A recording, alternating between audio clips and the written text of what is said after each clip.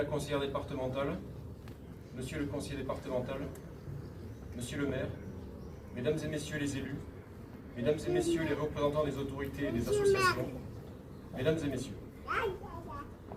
Nous sommes rassemblés aujourd'hui pour rendre hommage à ceux qui, dans les heures les plus difficiles de notre histoire, ont tenu bon. Ceux qui ont fait le choix du courage, parfois dans le silence, souvent dans l'ombre, toujours avec la France au cœur. Le 8 mai 1945 n'est pas seulement la date d'une victoire militaire, c'est la preuve qu'une nation peut renaître lorsque ses enfants refusent de plier. Ce jour-là, le courage l'a emporté sur la peur, la fidélité sur la résignation, l'honneur sur l'oubli. Mais que reste-t-il aujourd'hui de cet esprit de résistance?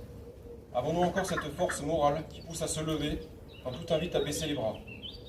Cette force intérieure qui préfère l'inconfort de la vérité à la facilité du renoncement?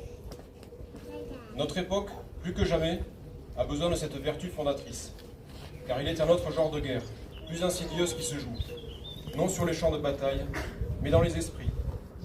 Guerre contre la mémoire, guerre contre l'héritage, guerre contre tout ce qui constitue le socle d'un peuple. Ce que nous voyons trop souvent chez nos dirigeants, c'est l'inverse du courage. C'est le calcul, la prudence de carrière, la soumission à l'air du temps.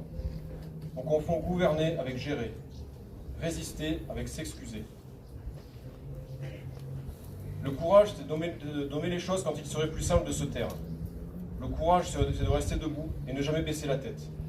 C'est de défendre sans trembler ce qui fait de nous un peuple. Nos valeurs, notre histoire, notre civilisation.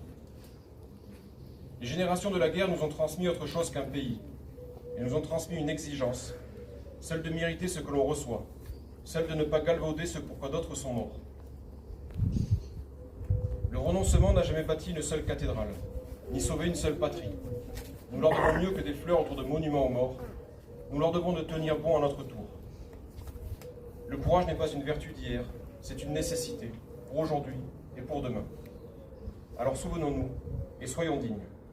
Vive la mémoire, vive la France.